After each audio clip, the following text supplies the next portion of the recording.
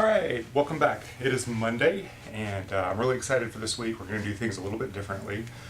This is going to be a 4 to 5 part video series. I'm not sure how many videos it's going to take for me to explain what I want to explain to you. But we've talked a little bit about the 5 lifestyle effects that are events that need to happen for us to have the ultimate in our health. First one being proper nutrition, proper sleep is number 2.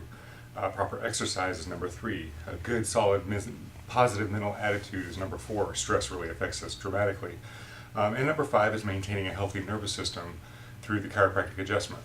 Now, that's what I'm going to talk about over this week, is a little bit about why and how the adjustment is so important. You see, when I went to chiropractic school, my intention behind it was to go to chiropractic school to get licensed as a primary care provider, but I wanted to become an acupuncturist. And as chiropractors, we can actually do acupuncture. So I figured I would go and get this primary healthcare position and then become an acupuncturist, because I was fascinated with Chinese medicine, with herbals and the acupressure points and everything, because at the time I was a massage therapist and I was working for an acupuncturist. So that was my intention behind going to chiropractic school. I thought chiropractors were for neck pain, low back pain, headaches, things like that, and I wanted to be a doctor. So got into chiropractic school and I actually started learning how the body works and how the body heals, and realizing what the body can actually do if you remove the nerve interference and allow the body to heal itself. So while many of you end up in our office because of neck pain, back pain, headaches, that's great, and we are very, very successful with that.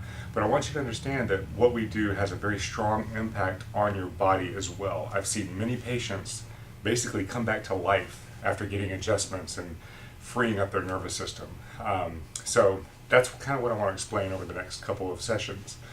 Excuse me. So the first thing you need to understand is all 5 lifestyle habits. It's good to improve all those, but the chiropractic adjustment, in my opinion, along with the nutrition, is the most important part, because you have to allow the nerve flow to provide the body what needs to be, the orders of what it needs to function and carry out, but you also need the building blocks through the nutrition to be able to do it. Okay, so to give you an idea, the central nervous system is the part of the body that controls, that's your brain and that's your spinal cord. That's the control center of the body. Now this is so important that in the embryonic stage, when your body is forming, you're a baby starting to make a body, this is the first system that forms, because it needs to control and coordinate the function of everything that comes thereafter. Also, as an example of how important this is, the brain and the spinal cord, which is what makes up your central nervous system, is the only system in your body that's completely encased in bone. Your brain, of course, is inside your skull, completely encased in bone, and then your spinal cord goes down through your spine, which again is made up of all these movable bones, and it's completely encased in bone. So that kind of tells you how important this system is. Okay? Now this is how it works. You've got your brain, and Gray's Anatomy says that the brain coordinates and controls the function of every cell in your body. Now how it does that is the brain sends messages to your body, and that tells your body to perform a certain function. Okay?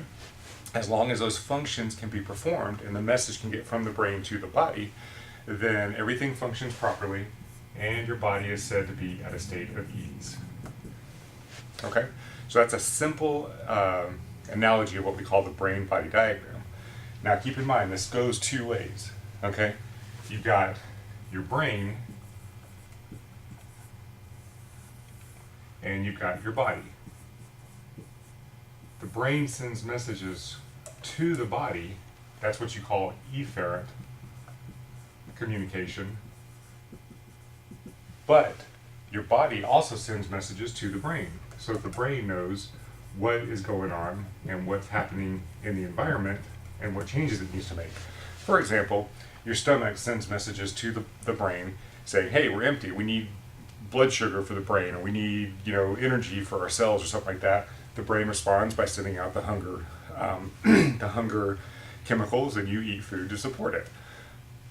This is where you get your pain, you get your numbness and your tingling. These are the messages coming from the body to the brain. Okay? So this is the basic premise behind brain-body communication. Now there are 3 different divisions of what can happen here. So you got your central nervous system. It has control in 3 different ways. Okay, make sure that's on the video. Yes. Okay. It can kind of be divided into a pie like this. This side over here is what we call the autonomic nervous system. This is your blood vessels, your glands, and your organs. These are all the things that are vital to life. Problems in this area is where you're going to have problems with thyroid, hypothyroidism, kidney problems, sexual dysfunction, anxiety disorders, digestive disorders, all the things that are organ related. Okay? This is called your motor nervous system. This is where you're going to end up with, if there's a problem here, you're going to end up with muscle spasms, decreased ranges of motion, twitching, muscle pain, muscle weakness, fatigue, all those different things. And then this in here is your sensory system. And this is where pain comes from. Now, it's important to notice here, see how small the sensory system is? This is because only about 10 to 20% of your nerves are actually there to feel pain. So if you're feeling pain, that means that there's enough pressure on your nervous system and enough of a problem that it's actually affecting this small amount of your nervous system. The other important thing to realize is that you don't want to base your treatment and your health simply on pain, because if you do, you're missing a whole world here that may be going wrong that you may not know about. And we actually have tools and equipment in the office that can measure each and every one of these areas to help us figure out objectively if you have problems with this nervous system, what exactly is going on, and what we need to do to fix it. Okay, so that's a good basic understanding to start with. Again, you got your brain controlling your body, exerting a function, said to be in a state of ease. As long as the brain is getting the messages out to the body and all these things are functioning properly and you're getting your messages back and forth to the brain, your body's in a good state. And then you have the proper nutrition to support it, your body's in a good, healthy state. Okay? So tomorrow we're going to talk about what happens when this goes wrong.